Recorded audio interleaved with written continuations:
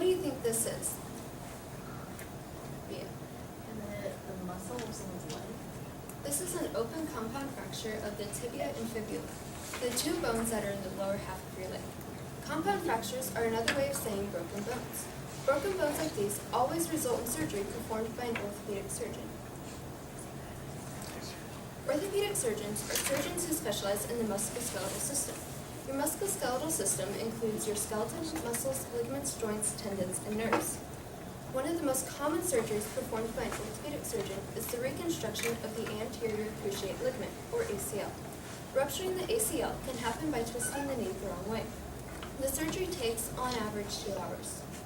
The schedule of an orthopedic surgeon can be very unpredictable. For example, 1 hour they could be seeing patients, and the next they could be in the middle of a 22-hour surgery. This is a picture of a torn and reconstructed ACL. The picture is taken through an arthroscope. An arthroscope is a tiny probe that can be inserted into the knee through an incision. Arthroscopes are how ACL reconstruction is performed. My first career choice was an orthopedic surgeon. My second was a sports medicine physician. A sports medicine physician can be an orthopedic surgeon who chooses to specialize in surgical sports medicine.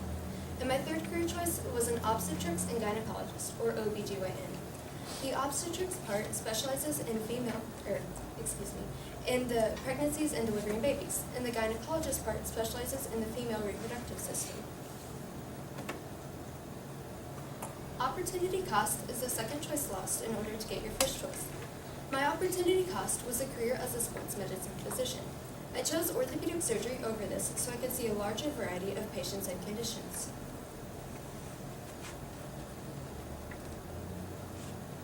There are many positive incentives of being an orthopedic surgeon. A few include very good insurance, way above average salary, and the continually demanding profession. The job that I was applying for had very good medical, auto, life, disability, and AD&D insurance. AD&D stands for accidental death and dismemberment.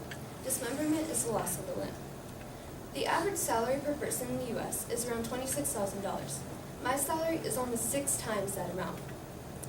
The need for physicians and healthcare providers is going to be continually demanding as the population ages and grows. The outlook within the next 10 years is supposed to grow at 18%. Unfortunately, there are also negative incentives. A few of those include the long hours, time on call, and the very long and expensive schooling. Orthopedic surgeons work a good 60 to 80-hour week, while the average work week is around 47 hours. As you can probably tell, that is definitely not a 9-to-5 job.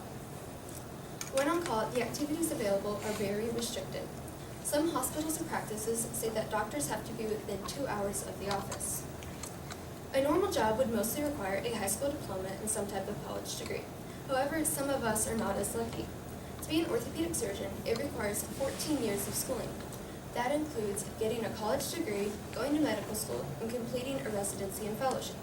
A residency and fellowship is time spent in the hospital after medical school to further learn medicine. Overall, schooling is very long and expensive. My yearly salary as an orthopedic surgeon is $155,000, and my monthly is $12,916.70. My total housing cost for the month is $766, and my transportation is $299. My utilities are $50, and taxes take out a big portion of my budget at $4,532.60. I don't pay for my medical insurance because my job covers it. My school loans aren't the cheapest at $1,100, but they definitely aren't the most expensive. I pay an average amount of $350 on food and $125 on toiletries, which is $25 more than I anticipated.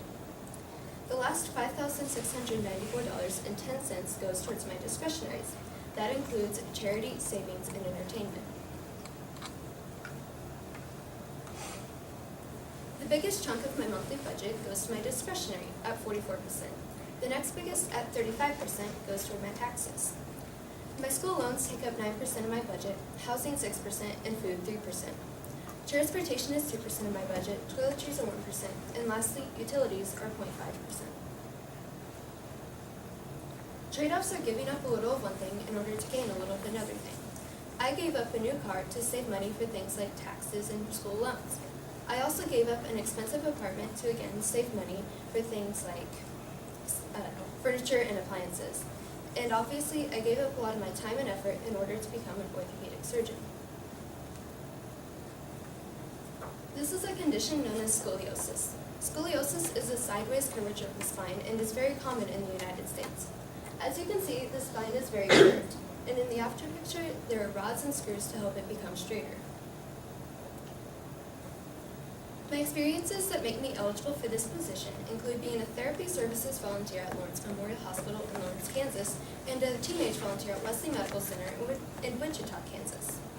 My two references include my high school biology teacher, Sandy Smith, and my college chemistry professor, Dr. Carrie Jones. I also have many skill sets that would make me more than qualified for this position, some of which include being empathetic, able to work well under pressure, and I can communicate very clearly. All the websites that I looked at did not specify what is needed to enter medical school. All they said was that you needed courses in biology, chemistry, and physics. To get this experience, I chose to get my Bachelor's of Science in Biology at the University of Kansas. I chose KU because in-state tuition is cheaper, and they're known to be a good college for people who are looking to enter medical school. Another requirement to becoming a doctor is to get your Doctor of Medicine, or MD.